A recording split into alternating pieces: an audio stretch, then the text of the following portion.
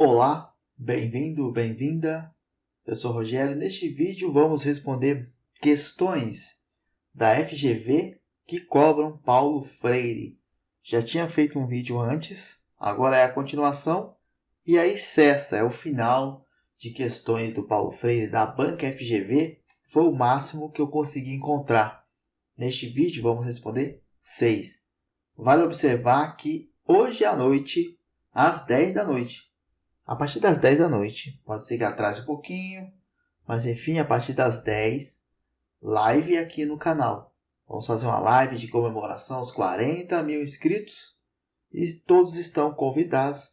Pretendo conversar um pouco com vocês a respeito do concurso público, dessa contratação de temporários, a respeito dos ATS, agente de organização escolar também. Vamos bater um papo aí hoje à noite. Então, estão todos convidados. Agora vamos responder 6 questões de Paulo Freire, da banca organizadora FGV. Vamos lá. A primeira, com relação às ideias do educador Paulo Freire, assinale V para a afirmativa verdadeira e F para a falsa. Vamos lá. O conjunto de palavras geradoras deve conter apenas, olha só uma palavra aqui apenas excludente, uma palavra limitadora, vamos dizer assim. Sempre quando tem apenas, jamais, nunca, desconfie de que está errada a assertiva. Então vamos lá. Apenas uma possibilidade silábica que permite o estudo durante a escrita e a leitura, daqui é falsa. Não tem esse limite, não. Apenas uma possibilidade, são várias possibilidades, né? A missão do professor é possibilitar a criação ou a produção do conhecimento. Isso aqui é verdade. O aluno chega à escola levando uma cultura que não é melhor nem pior do que a do aluno. Verdade. Inclusive são falas aí do próprio Paulo Freire. Então aqui a letra A é o gabarito da questão. Próxima. Com relação à concepção de educação como prática libertadora e emancipadora, assinale V para a afirmativa verdadeira e F para a falsa. Primeira, vamos lá. Está fundamentada no ensino bancário de caráter tecnicista e memorizador. Não.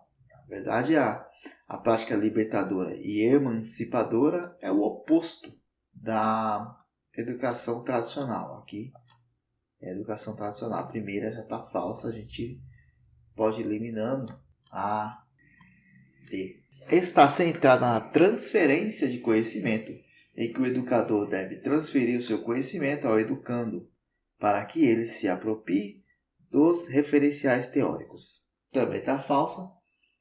Isso aqui ainda trabalha com a transferência de conhecimento, que é altamente criticada pelo autor Paulo Freire. Então a segunda também está falsa. A letra E aqui já saiu porque a segunda é verdadeira. Estimula a capacidade crítica do educando, aguçando sua curiosidade e despertando sua insubmissão. Esta aqui é verdadeira. É verdade, já temos então o gabarito, né? Que você ficou entre B e C.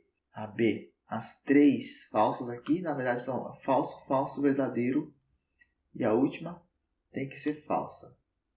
A C é o gabarito. A última, o processo ensino-aprendizagem compreende o professor enquanto sujeito responsável pelo ensino e o aluno como objeto, olha só, como objeto da ação educativa. Não é bem isso. Na realidade, o professor em conjunto com o educando constrói o conhecimento, enfim, não tem esse negócio de objeto da ação educativa, também remete muito à educação bancária. Então a 2 é a C, o gabarito. Próxima. 3. A imagem acima critica um certo modelo de ensino, porque ele diz respeito a, e aqui é necessário analisar a imagem. Vale lembrar, gente, que essa questão é recente da FGV, de 2019. Então, assim, para a educação, talvez não seja esse monstro que muita gente acredita que possa ser FGV, pelo menos nas provas objetivas. Não sabemos as dissertativas se pode ser perigo ou não. mas é possível que venha algumas questões na prova objetiva tranquilas. Então esta aqui é da FGV de 2019, recente, para professor. Então aqui está muito claro. Eles estão pensando, olha só, essa bolinha aqui, né? Esses balãozinhos espaçados, significa pensamento. Então aqui tem o pensamento da professora, que é um pensamento quadrado. E aqui tem uma menininha no fundo com um pensamento redondo. Mas antes dela tem uma criança aqui que a professora está moldando, olha só, moldando um pensamento que parece que era redondo e está ficando quadrado porque ela pegou a tesoura e começou a moldar. É isso que encontramos na imagem. Alternativas. Liberdade de religião. Não está falando disso. Aliás, não tem nem alguma imagem ou alguma ideia que remete à religião. Hierarquia da escola. Também não é nesse sentido. Igualdade de gênero. Não traz a ideia de gênero, não é isso, não parece ser isso que está sendo discutido. Proporcionalidade racional. Também não. Diversidade de pensamento. Este é o gabarito. Porque a professora tem um pensamento quadrado e o que diverge ela foi moldar. Então há um desrespeito à diversidade de pensamento. Próxima questão.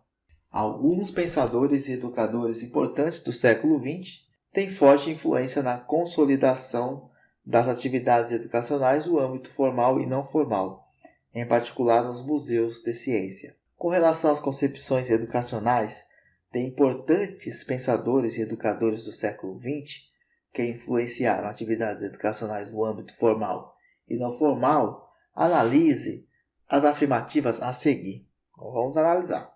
Primeira, Paulo Freire, ao analisar o comportamento das crianças, propôs a existência de 4 estágios operatórios de desenvolvimento cognitivo no ser humano: sensório-motor, pré-operacional ou pré-operatório, operatório concreto e operatório formal. O desenvolvimento se dá através do equilíbrio entre a assimilação e a acomodação, resultando em adaptação, que na verdade não é um conceito aí de Paulo Freire, não são observações de Paulo Freire, nem concepções dele, que é do Jean Piaget. A teoria de Levi-Vygotsky postula a origem predominantemente sócio-histórica na estrutura cognitiva do ser humano. O desenvolvimento intelectual das crianças ocorre em função das interações sociais e condições de vida. Sim, a teoria do Vygotsky trabalha muito nesse sentido. Essa aqui está certa. E a 3, a pedagogia de Jean Piaget tem como um dos seus pilares básicos a inserção do educando como sujeito da ação educativa e não como mero objeto passivo desta. O elemento essencial e norteador das relações educador-educando é o diálogo e seu objetivo maior é a conscientização. É Paulo Freire, o idealizador. Aqui inverteram, é Paulo Freire e Piaget. E a do meio é a que está certa. Vamos lá. Assinale A. Se somente a afirmativa 1 está correta, não. B. Se somente a afirmativa 2 estiver correta, B é o gabarito. Próxima questão. As práticas educativas baseadas no ensino de ciências por investigação em si e na abordagem temática freiriana de Paulo Freire apresentam em comum os elementos estruturantes que podem ser usados como orientação para as atividades didático-pedagógicas. A partir desse fragmento, analise as afirmativas a seguir. As concepções de sujeito e de objeto do conhecimento não devem ser pensadas separadamente. A concepção de sujeito se baseia na ideia dos homens em relação constante com o mundo e com os outros. Tá certo. Embora o problema desempenhe o papel de gênese na construção do conhecimento, serve também como elemento de motivação da aprendizagem. Tá certo? Na perspectiva do ENSE, é preciso criar condições para que os educandos expliquem como e por que conseguiram resolver o problema proposto. Tá certo também. Aqui o gabarito é aí. 1, 2 e 3 estão corretos. Aqui pergunta, está correto que se afirma em 1, 2 e 3. Vamos para a última questão. A partir da metade do século XX, no Brasil, surgem novas teorias nas áreas da psicologia educacional, propondo que o conhecimento é construído em ambientes naturais de interação social, estruturados culturalmente. São pais dessa teoria. Aqui tem as alternativas. Aqui leva a gente ao engano, né? No Brasil, aí já vem Paulo Freire na mente, mas olha só, FGV aqui, né? Com uma pegadinha. Na verdade, o gabarito é a letra A. Né? Piaget e Vygotsky. Letra A é o gabarito, metade do século XX. Para ressaltar o quê? O que seria o século XX? 1900, né? De 1900 até 2000, então, ali 1950, mais ou menos, o Brasil surge com essas novas teorias. Então, assim, Paulo Freire vem bem depois, 1965, por aí, né? 1970. Então, seria na segunda metade do século XX. Então, assim, bem complicada essa questão. Às vezes a FGV inventa. A gente tem que, por isso que é importante estudar as questões da banca organizadora. Então, todas essas questões da FGV, e nunca é demais lembrar, essas questões estão disponíveis no Colabora Concursos. Na descrição do vídeo tem um link. É isso, gente. Mais para frente, em breve, responderemos mais questões que têm ligação com a banca organizadora FGV e que tem a ver com o concurso público de PEIFIT, professor da Prefeitura de São Paulo. Muito obrigado, até a próxima. Valeu!